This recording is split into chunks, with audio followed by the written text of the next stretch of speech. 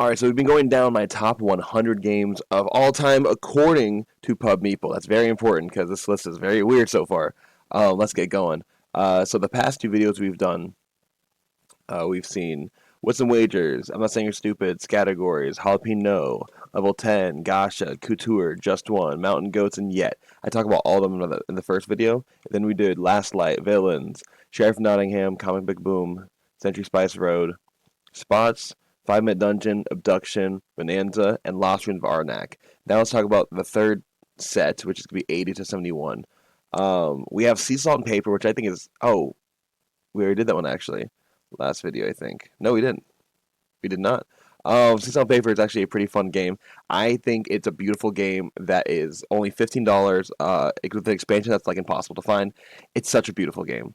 It's about making pairs. The theme's kind of irrelevant. I don't even know if there really is a theme. It's just like, sorry, my lips are like itchy right now. Like the cards look exactly like the box art, so the cards are beautiful. I think they're all like real origami. If not, they look very, very real. But you're just matching like 8 different colors. You're trying to do colors for points as well as do the matching the symbols for abilities, like 2 boats let you do one thing, or a shark and a human let you do another thing, like steal a card from someone. The game's really cool. I think it's really cool that they have an end game condition. I think it's cool that anyone can end the round at any point in time to start scoring, or there's like the main way to end the round, which I think is fun. Um, it's a very competitive game, surprisingly. So great job with this Panosaurus. Next up is Reinforcements. Reinforcements is a almost Magic the Commander game with very basic cards, like the art's on front. The art's beautiful. I think art's like the best thing about the game. The numbers like 1 through 10, I believe. And then depending on what symbols you match, you can do some different abilities. You want to build rows, your HPs, what the cards you have on the table are. They start off face down, and then you have to try to build them when you attack someone. It's an interesting like war type system with like a little Magic the Commander esque. Like you can play up to 4 players. It's elimination based, last one standing wins type stuff. So definitely check it out if you're interested in it. I would say look it up just for the art alone. I couldn't find a high res image of the game, but it's a pretty fun game, pretty impressive. Cobble and Fog. This is just the unmatched system as a whole. This is not just Cobble and Cobble and Fog. The unmatched system is pretty dope. I enjoy it. I really, really liked Star Wars Epic Duels. I think it's a really cool system overall. It's one of the games that got me into board gaming as a whole. So respect to Unmatched. I don't think it's perfect by any means, but I think it's cool, fun, definitely competitive. I like the Unmatched tournaments. It really depends on like who you're playing against, who you're playing with. The Unmatched Adventures. I don't think it even made the list because it wasn't on my. That's what I don't like about the Pub Meeple. My games don't show entirely from BGG for some reason. Um, but Unmatched Adventures, I think, is even cooler. It's one of the coolest co-op systems ever seen. It's actually a fun co-op system that like no one can really power rail it. Next we have Skull. This one already had Skull. Skull is a fun little push your luck auction system, bidding system um, that like anyone can play. You only need 3 tiles, or I think it's 2 tiles even. No, it's 3 tiles. Oh, sorry, it's like 7 because you have 3 flowers and a skull, and then you have a tile in front of you that keeps track of your points. Uh, like the black side is 0, flip it over to silver, that's 1, and whoever gets 2 points first wins. It's all about keeping track of who's potentially playing flowers, and then you have to keep when people incorrectly guess and they actually have to lose one of their tiles. You have to find out if like pay attention. Did they lose their skull? Did they lose a flower? Because that's information that can definitely help you going forward. Very fun, very risky. My dad enjoys it. My wife enjoys it. I enjoy it. It's one of the other games that got me into board gaming. So much respect to this. I like games that are like good games, minimal component. That's always impressive to me. Little Alchemist. I'm surprised I made it this high on the list.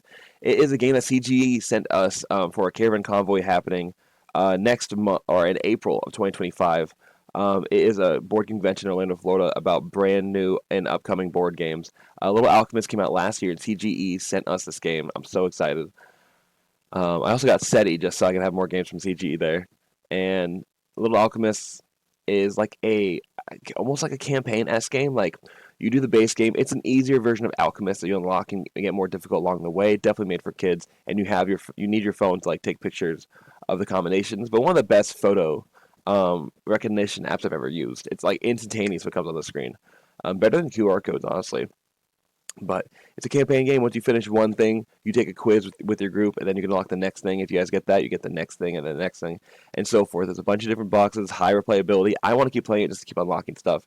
Kind of like Hogwarts, Battle for Hogwarts, which is another co-op, but that's a deck builder. This is more like a recipe fulfillment game, but it's competitive, which makes it a little bit better, in my opinion, because I like competitive games more than co-op almost all the time. Next, we have Ramen Fury. Ramen Fury was one of the first games I got when I made this business, and I think it's very interesting. I think someone stole my copy. That's one of the shames when you have an open board game library. Ramen Fury was a really cool game where you have 3 bowls of ramen. The cards in front of you are like ingredients for the ramen.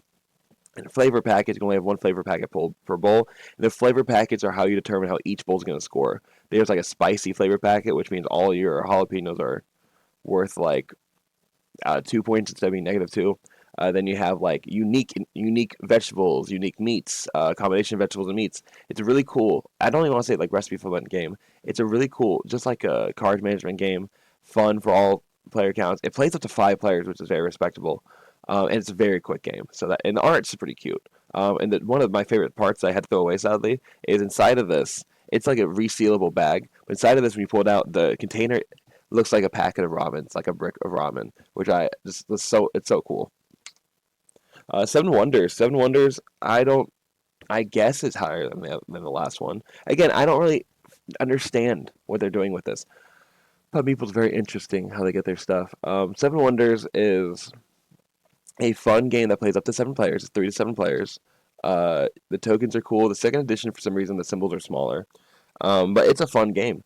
It's a game where like you're all one kind of seven wonder in the world, I believe. And then you play. It's a card drafting game. It's a strict card drafting game. Like that's all you do. Pick a card, pass. Pick a card, pass. But there's set collection. There is almost like an engine in there. There is combat because you always combat whoever's on your left and right. So whoever you're sitting next to, depending what cards they draft, that definitely matters. And stuff like that. It's pretty cool. It's a pretty fun game. It's a game that people play when they first get into board gaming. If you haven't played it yet, definitely give it a chance. It's a very cool way to teach card drafting. It's not that hard to understand at all. Next up, we have Roar and Write. This is interesting, and I would say this is above Seven Wonders for me. Roar and Write is a game from another publisher that's sponsored. Cameron Convoy for 2025. They sent us like 5 or 10 games. It's the only one I played for them so far. Roar and Write was very interesting. It's such a basic, like, it's technically push your luck, but it's very basic roll and write. Basically, you roll 6 dice, and then you get to choose whichever you want to keep for yourself. It's not a game where, like, you actually pull out dice. It's a game where, like, you just write down the dice you want to keep, and then you re-roll the dice again. You do that 3 times in a round. There's 6 or 7 rounds. And then you have to try to appease the deities of the forest, which all require different things. And depending on how many you appease, you get bonus points. It's a very open game. I think it's fun. My wife enjoys it very, very much. My wife doesn't like co-op, or sorry, my wife doesn't like roll and writes, but this one is actually one she wants to play again and again. Next we have Splendor and Marvel. I do have 3 different Splendors on here. I have Pokemon Splendor and Marvel Splendor. When I say on here, I mean I did it in my Pub Meeple. Pokemon or Marvel Splendor is I just recently played for the first time, and I heard horrible things about it for the longest time. I heard that it's unbalanced, that everyone needs one of each color before you win. But I think that's kind of what makes the game fun. Because when people play Splendor, I like playing games to play the game. A lot of people just I'm just gonna win immediately, and I love winning. I'm a very competitive person, but it's very tempting sometimes to do the route that I think it's gonna be fun as well. Like I want to win and have fun. In Splendor, it's really either or. You either have a good engine or you win. Because whoever has the best engine is not who wins Splendor. Because it takes you too long to get to a functional place if you have a great engine, which means basically how great is your engine. Marvel Splendor really rewards you staying in the bottom row for a long time. So before anyone leaves the bottom row, you already are getting a good engine out of it.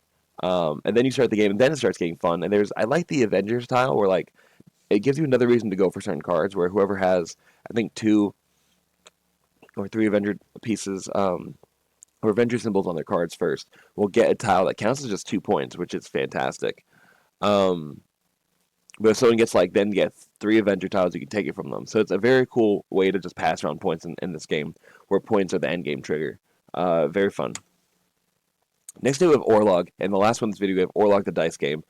I'm surprised my wife likes this as much as she does. I know she likes dice rollers. I know she likes combat. This is a two-player game with asymmetric abilities. Or it doesn't have to be asymmetric abilities, depending on what deities you pull, and if you guys want to use the same ones or not.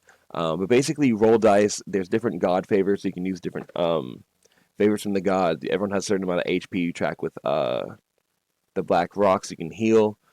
You can block attacks. You can do stronger attacks. It's like there's range attacks. There's melee attacks. You can block. It's just really cool and a very unique system. If you played Assassin's Creed Valhalla, I'm not sure if it's in there, but this is based on Assassin's Creed Valhalla. Um, the video game. And I'll say this much: if they never put that on there, the IP does not matter whatsoever. I'm a video game IP junkie, which is why I got this game. It's why I wanted this game. I got it for like $5, maybe $10. I think it was $5, which came like with an extra set of dice, which are these beautiful wooden dice pieces. Um, the wooden components, the component quality is very strong with this game. I'm not gonna lie. Like the tiles are cool with the god powers. The black rocks are cool. The dice feel really, really strong, and they're definitely not your standard, just like black, white D6s you can see on the box right here. Um, Everyone has their own wooden bowl to roll for stuff. It's fun. It's a nice combat game. They should definitely try out if you like dice rolling or like King of Tokyo style games. But that's everything for today. What do you guys think? What games do you think you'll see in the rest of my list, and what games do you have in this range in your top 100? Let me know. Peace out. God bless. Have a great day, and I hope to see you guys at the table soon.